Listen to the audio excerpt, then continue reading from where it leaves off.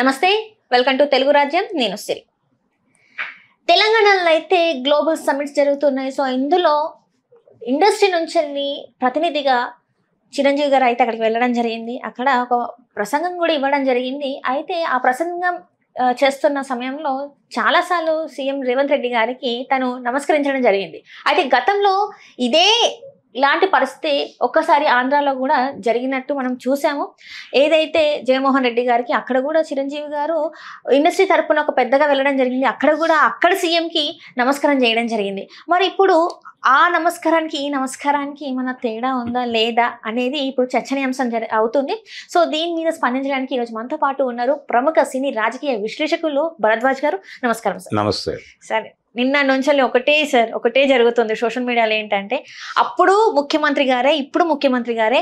అప్పుడు ముఖ్యమంత్రి గారికి నమస్కరిస్తే అంత పెద్ద రచ్చ చేశారు, మరి ఇప్పుడు ఇంత పెద్ద సభాముఖంగా నమస్కరిస్తే మరి ఇప్పుడు తప్పు లేదా అని చెప్పేసి కూడా మాట్లాడుతున్నారు సార్. సార్ దీన్ని ఎట్లా చూడాలంటారు సార్? అంటే అప్పుడు ముఖ్యమంత్రికి ఆయన నమస్కారం చేశాడు అన్నట్టుగా తీసుకోలేదు ఎవరు.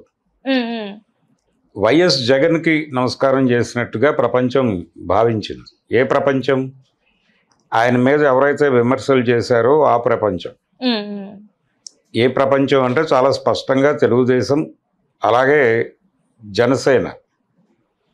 పవన్ కళ్యాణ్ చాలా తీవ్రంగా కలిసివేతకు గురయ్యాడు. ఆయన చాలా బాధగా మాట్లాడాడు. మరీ అంత సబ్మిసివ్గా అంత వినయంగా వ్యవహరించాల్సిన అవసరం ఉందా అని చెప్పి బహిరంగంగానే మాట్లాడాడు ఆయన. ఎప్పుడైతే పవన్ కళ్యాణ్ ఓపెన్ అయ్యాడో మిగిలిన వాళ్ళు కూడా బాధపడ్డారు. చిరంజీవి గారు అలా సాగిల పడటంగా దాన్ని మాట్లాడారు. అక్కడ దాకా తీసుకెళ్ళి సాగిల పడటం అంటే తనని తాను టోటల్గా జగన్మోహన్ రెడ్డికి సమర్పించుకున్నట్టుగా భావించి ఆ తరహా వ్యాఖ్యానాలు నడిచినాయి ఆ టైంలో. కానీ ఆయన రెస్పెక్ట్ చేసింది సీఎం సీట్ని. ఆ రోజున ఆయన మాట్లాడిన మాటలు కూడా చాలా స్పష్టంగా సీఎం స్థానంలో మీరున్నారు అని మాట్లాడాడు చిరంజీవి. ఒక్కసారి ఆ పాత వీడియో చూస్తే ఎవరైనా యూట్యూబ్లో ఉన్నాయి. ఆయన మీరు తల్లి స్థానంలో ఉన్నారు అన్నాడు. మీరు అందరి పిల్లల్ని సమానంగా చూడాలి అని కోరాడు.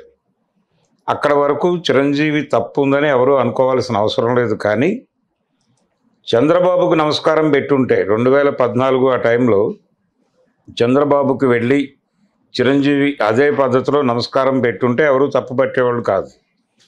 ఇక్కడ ప్రధానంగా చూడాల్సింది ఏంటంటే మీడియా ఇన్ టోటల్ ఏపీలోను దాదాపుగా తెలంగాణలో కూడా తెలుగు మీడియాలో తెలుగుదేశం షేర్ ఎక్కువ. తెలుగు మీడియా బయట సోషల్ మీడియా హ్యాండిల్స్లో కూడా వాళ్ళ హవా ఎక్కువ.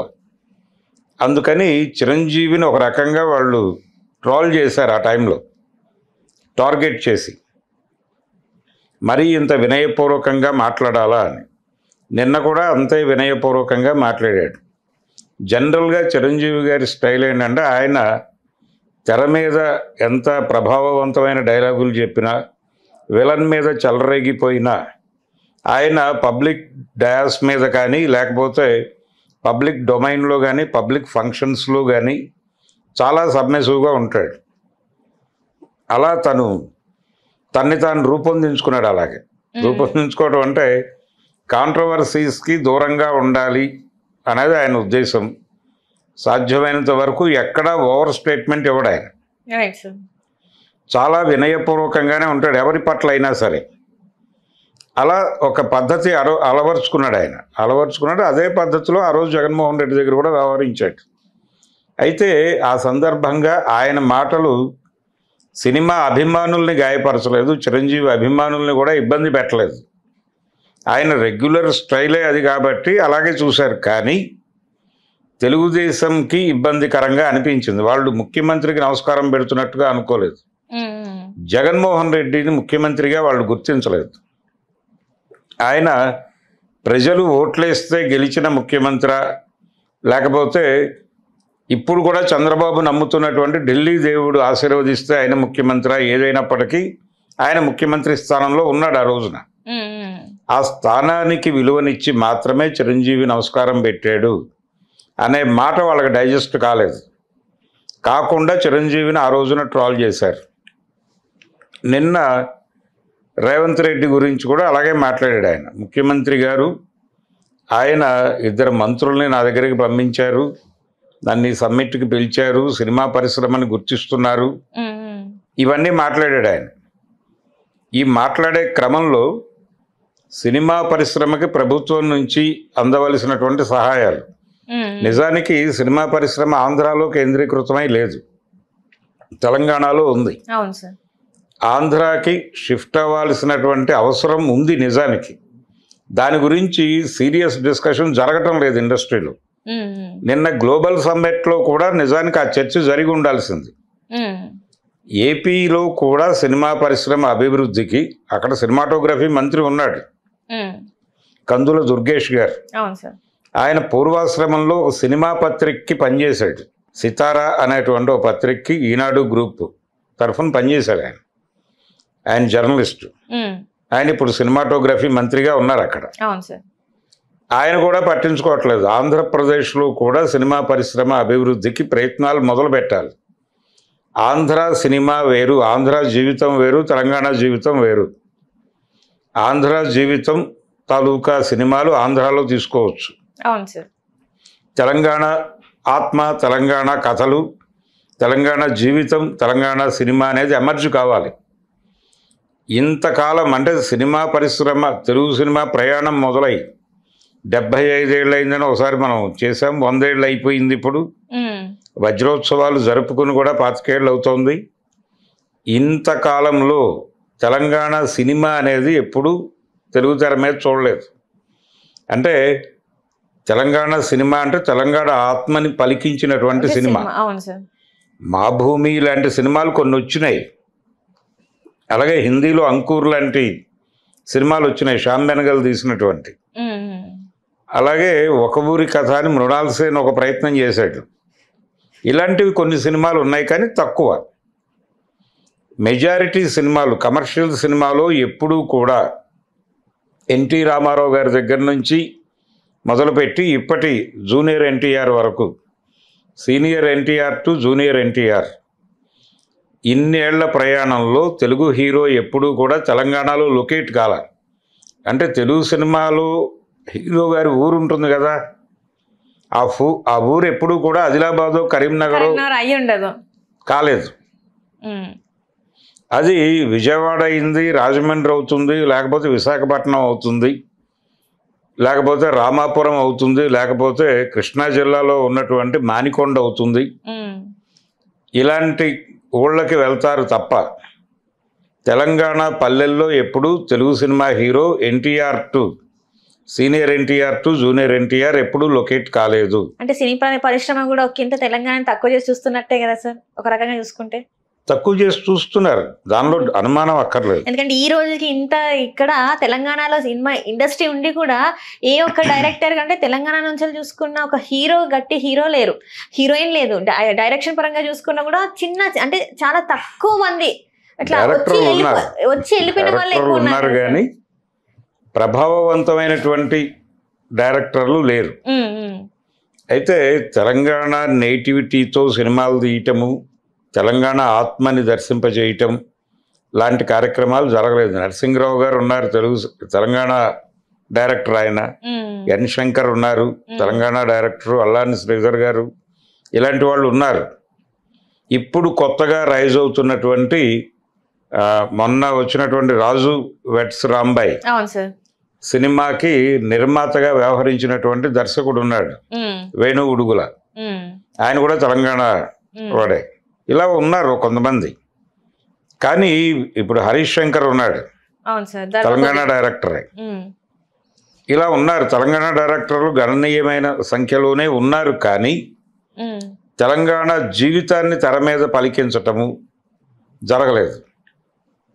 తెలంగాణలో పాపులర్ హీరో, కమర్షియల్ హీరో సినిమాలో హీరో ఊరు తెలంగాణలో లొకేట్ కావటం అనేది ఒక 2-3 సందర్భాల్లో కనిపిస్తుంది. అది ఎప్పుడంటే కరెక్ట్గా ఇక్కడ ఉద్యమం జరుగుతున్నటువంటి సందర్భం. అంటే కేసీఆర్ నిరాహార దీక్ష, ఒక హడావిడి, సిడబ్ల్యూసి నుంచి తీర్మానం వచ్చిన తర్వాత ఆ తీర్మానం వచ్చిన తర్వాత ఇక్కడ ఉద్యమం ఊపందుకుంటున్నటువంటి సందర్భంలో రేసు గుర్రం అనే ఒక సినిమా తీశారు అల్లు అర్జున్ గారితో. అవును సార్. ఆ సినిమాలో హీరో వరంగల్ అని చెప్తారు, ఆ కథ వరంగల్లో జరుగుతోంది అని చెప్తారు. కానీ ఆ సినిమాలో ఎవరు కూడా తెలంగాణ డిక్షన్లో మాట్లాడరు, ఆ ఇడియం ఉండదు, ఆ జీవితం కూడా ఉండదు. కానీ కథ తెలంగాణలో జరుగుతున్నట్టుగా ఒక వ్యాఖ్యానం మాత్రమే ఉంటుంది. అలాగే లౌక్యం అనే గోపీచంద్ సినిమా, అది కూడా వరంగల్లో జరుగుతున్నట్టుగా చెప్తారు, అంతవరకే. కాబట్టి ఆ టైంలో ఎందుకైనా మంచిదని ఒక 3-4 సినిమాల్లో అలాంటి ప్రయోగాలు జరిగాయి. కానీ 2014లో తెలంగాణ ఎన్నికలు ముగిసి టీఆర్ఎస్ గవర్నమెంట్ వచ్చిన తర్వాత అక్కడి నుంచి మొదలు పెడితే ఇప్పటి వరకు 25లో ఉన్నాం. అంటే 11 సంవత్సరాల ప్రయాణం నడిచిపోయింది. ఇంత ప్రయాణంలో తెలంగాణ సినిమా అనే అంతకుముందు ఉద్యమ కాలంలో రంకెలు పెట్టినటువంటి డైరెక్టర్లు ఎవరు ఒక్క సినిమా కూడా చేయలేదు. అంటే ఈ మధ్య కాలంలో చూసుకున్నట్టయితే మనకి జబర్దస్త్ ఆర్టిస్ట్ ఎవరైతే ఉన్నారో వేణు, తను ఈ మధ్య కాలంలో తను కూడా తెలంగాణ అతను కాబట్టి కొంత ఆ ప్రాంతానికి చెందిన సినిమాలు తీస్తున్నారు. అదే తీసాడు, తను ఆల్రెడీ తీసాడు దిల్ రాజు గారి బ్యానర్ లో తీసాడు. ఇప్పుడు ఇంకో సినిమా ఎల్లమ్మ అనే పేరుతో తీయడానికి ప్రయత్నం చేస్తున్నాడు. అయితే నా ఉద్దేశం ఏంటంటే చిరంజీవి గారు సినిమా ఇండస్ట్రీ పెద్దగానో లేకపోతే సభ్యుడిగానో పెద్దగా అనే మాట ఆయన అంగీకరించడం లేదు. సినిమా పరిశ్రమ పెద్ద కొడుకుగా మాట్లాడుతున్నాను అనే చెప్తున్నాడు ఆయన ప్రతి సందర్భంలో. సరే, పెద్ద కొడుకో చిన్న కొడుకో ఏదైనప్పటికీ ఆయన ఇప్పుడు ఆ వేదిక మీద మాట్లాడే సందర్భంలో కూడా బ్రాడ్గా తెలుగు సినిమా అని మాట్లాడాడు. అంతే తప్ప ఆంధ్రప్రదేశ్లో కూడా సినిమా పరిశ్రమ అభివృద్ధి జరగాల్సి ఉంది. ఆంధ్ర సినిమా తెలంగాణ సినిమాగా ఒక విభజన తీసుకురాగలిగితే ఒక ప్రయోజనం నెరవేరుతుంది. ఆ ప్రయోజనం ఏంటంటే జాతీయ స్థాయిలో ఉత్తమ ప్రాంతీయ చిత్రంగా ఒక పురస్కారం వస్తుంది. ఆ పురస్కారం తెలంగాణ సినిమాకి వస్తుంది, ఆంధ్ర సినిమాకి వస్తుంది. దీని మీద కొంచెం శ్రద్ధ పెట్టాలి, అది జరగట్లేదు. చిరంజీవి గారు బ్రాడ్గా తెలుగు సినిమా గురించి చాలాసేపు ఆవేదన వ్యక్తం చేశాడు.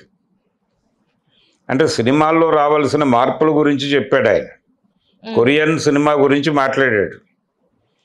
కొరియన్ సినిమా గురించి మాట్లాడుతూ అక్కడ కొత్త తరహా కథలతో సినిమాలు వస్తున్నాయి, అంటే యూత్ని ఆ ఏరియాలో ఎంకరేజ్ చేస్తున్నారు అని చెప్పాడు ఆయన. యూత్ని ఆ ఏరియాలో ఎంకరేజ్ చేస్తున్నారు, అందుకని కొత్త కథలు వస్తున్నాయని చెప్పాడు. కానీ ఇక్కడ జరుగుతోంది ఏమిటి? చిరంజీవి గారు చేస్తున్నది ఏమిటి? ఆయన ఫక్త్ కమర్షియల్ సినిమాల్లోనే నటిస్తున్నాడు. అంటే ఈ ఏజ్లో కూడా ఆయన కొత్త ప్రయోగాలు చేయడానికి సిద్ధపడలేదు. ఇప్పుడు వస్తుంది, సంక్రాంతికి వస్తుంది కదా సార్ తనదే, అందులో అది కూడా కమర్షియల్ సినిమానే. ఇప్పుడు ఆయనే ప్రస్తావించినటువంటి కొరియన్ సినిమాల తరహా సినిమాలు చేయొచ్చు ఆయన. ఇప్పుడు ఎన్టీ రామారావు గారు ఆయన కెరీర్ ప్రారంభంలోనే కొన్ని ప్రయోగాలు చేశాడు. అంటే పల్లెటూరు అనే సినిమాలో యాక్ట్ చేశాడు ఆయన. అలాగే పిచ్చి పుల్లయ్య అనే సినిమా ఆయనే తీశాడు. అప్పుడే రెక్కలు విచ్చుకుంటున్నటువంటి అర్బన్ కల్చర్ మీద సినిమా అది. అలాంటి ప్రయోగాలు చిరంజీవి నుంచి జనాలు కోరుకుంటున్నారు. ఆయన అయిపోయింది, ఆయన చిన్న సినిమాలతోనే మొదలయ్యాడు. ప్రారంభంలో అద్భుతమైన సినిమాల్లో నటించాడు ఆయన. యజ్ఞం లాంటి సినిమాలు, ఆయన అంటే యజ్ఞం లాంటి కథ కాదు కానీ జాతర అనే సినిమాలో నటించాడు ఆయన, ధవళ సత్యం గారి డైరెక్షన్లో. ఆ జాతర సినిమా నటుడిగా ఆయన చాలా పేరు తీసుకొచ్చింది. కమర్షియల్గా సినిమా భారీ విజయాలు సాధించలేదు కానీ నటుడిగా ఆయనకు గుర్తింపు అయితే దక్కింది. ప్రాణం ఖరీదులో ఆయన చేసిన పాలేరు పాత్ర, అలాగే మనూరు పాండవుల్లో ఆయన చేసిన పార్థు క్యారెక్టరు, ఇవన్నీ కూడా చిరంజీవిలో ఉన్నటువంటి నటుడిని ప్రపంచానికి పరిచయం చేసినాయి. ఊరికి ఇచ్చిన మాట ఆ సినిమాలో కూడా చాలా బాగా చేశాడు ఆయన. ఇలా పెర్ఫార్మర్గా ఆయనకు ఒక అద్భుతమైన పేరు ఉంది. ఆ తర్వాత నెమ్మదిగా ఆయన కమర్షియల్ ఫ్రేమ్లో ఇరుక్కుపోయాడు.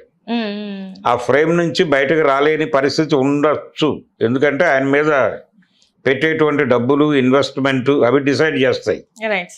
కానీ ఇప్పుడు అవకాశం, ఇప్పుడు అవసరం లేదు ఆయనకి. ఇప్పుడు ఆయన లిబర్టీ ప్రకటించుకొని ఇప్పుడు ఏదైతే వేదిక మీద మాట్లాడాడో కొరియన్ సినిమా అని, ఆ తరహా సినిమాలు తను ప్రయత్నం చేయొచ్చు, తను ఎంకరేజ్ చేయొచ్చు. అంటే అంజనా ప్రొడక్షన్స్ అనే బ్యానర్తో వాళ్ళు కొన్ని సినిమాలు తీశారు చిరంజీవి గారు. అవును సార్. ఇప్పుడు ఆయన సినిమా పరిశ్రమ మీద నిజంగానే ఆయనకి ప్రేమ ఉంటే అలాంటి కొత్త స్క్రిప్టులతో కొరియన్ సినిమాని ఆయన మాట్లాడారు కాబట్టి అలాంటి స్క్రిప్టులతో వచ్చేటువంటి కుర్రాళ్ళకి ఆయన ఎంకరేజ్మెంట్ ఇస్తూ తను అంటే ఒక రోల్ మోడల్గా నిలబడి తన బ్యానర్లో సినిమాలు ప్రారంభించవచ్చు. ఆయన తన కుమార్తె ఎలాగూ ఆవిడ ప్రొడక్షన్ లైన్లో ఉన్నారు, ఇప్పుడు ఉన్నారు. ఈ సినిమాకి ఆవిడ పనిచేస్తున్నారు. ఏది ఇప్పుడు రాబోతున్నటువంటి అనిల్ రావిపూడి సినిమాకి ఆవిడ ప్రొడక్షన్ సైడ్ ఉన్నారు. అందుకని ఆ చొరవ తీసుకుని చిన్న సినిమాలు తక్కువ బడ్జెట్లో మంచి కథలు తీసి ఆ కథల్ని తను ప్రమోట్ చేసి, చిరంజీవి ప్రమోట్ చేసి సినిమా జనంలోకి ఎడుతుంది. వాటిని ప్రాపర్గా రిలీజ్ చేసి మళ్ళీ మంచి కథలతో తెలుగు సినిమా వర్ధిల్లేటువంటి రోజుల వైపు నడిపించేటువంటి శక్తి సామర్థ్యాలు ఆయనకు ఉన్నాయి. ఆయన కొంచెం మనసు పెట్టాలి. ప్రభుత్వాన్ని అడిగాడు, ఆయన ప్రభుత్వాన్ని అడిగాడు, ప్రభుత్వంతో పాటు ఇండస్ట్రీని కూడా అడిగాడు. మంచి కథలు, యూత్ని ఎంకరేజ్ చేయాలి, యూత్ని ఎంగేజ్ చేయాలి అన్నాడు ఆయన. యూత్ని ఎంగేజ్ చేస్తూ కొరియన్ సినిమాలు లాంటివి తీయాలి అన్నాడు. ఎవరు తీయాలి? గాల్లో మాట్లాడేస్తే ఎలాగా? కాబట్టి గ్లోబల్ సమ్మిట్ పేరుతో చిరంజీవి గారు చేసినటువంటి ప్రసంగంలో ఏ అంశాలైతే మాట్లాడాడో ఆయన, ఈ అంశాలన్నీ ప్రాక్టికల్గా తను ఏ మేరకు చేయగలడు, తను ఏ మేరకు లీడ్ చేయొచ్చు, ఆయన హ్యాపీగా ఆ పనిలో దిగచ్చు. ఆయనకి ఫైనాన్షియల్గా నష్టాలు వస్తాయని కూడా నేను అనుకోవడం లేదు, నష్టపోనక్కర్లేదు. ఆయన రుద్రవీణ లాంటి సినిమా చేశాడు గతంలో ఆ బ్యానర్లో, అది అద్భుతమైన కథే. అంటే మద్యపాన నిషేధాన్ని కోరుకుంటూ తాగుడు వలన జీవితాలు ఎలా నాశనం అయిపోతాయి అనేది చెబుతూ తీసిన సినిమా అది. దానిలో రకరకాల అంశాలు తడిమారు, కుల సమస్య తడిమారు.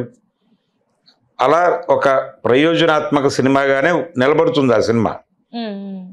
అది ఇప్పుడు ఆయన ఆ రిస్క్ చేయక్కర్లేదు. తక్కువ బడ్జెట్లో చిన్న చిన్న మొత్తాలు ఇచ్చి, ఇప్పుడు ఈటీవీ విన్ వాళ్ళు చేస్తున్నారు ఆ పని. అలాంటిది వ్యక్తిగత స్థాయిలో చేయగలిగిన పరిస్థితుల్లో చిరంజీవి గారు ఉన్నారు. ఆయనకి ఒక స్టూడియో కట్టడానికి కూడా అవకాశం ఉంది. రేవంత్ రెడ్డి గారు ఇప్పుడు ఫ్యూచర్ సిటీలో నేను సినిమా స్టూడియోలకు కూడా అవకాశం కల్పిస్తాను అంటున్నాడు ఆయన. అలాంటి అవకాశం ఏదైనా అందిపుచ్చుకొని చిరంజీవి ఒక అడుగు ముందుకేస్తే కదిలే వాళ్ళు చాలామంది ఉంటారు. ఆయన కొంతమందిని కదిలించి తెలుగు సినిమా కమర్షియల్గా ఒక రేంజ్కి వెళ్ళటానికి ఆయన దోహదపడ్డాడు.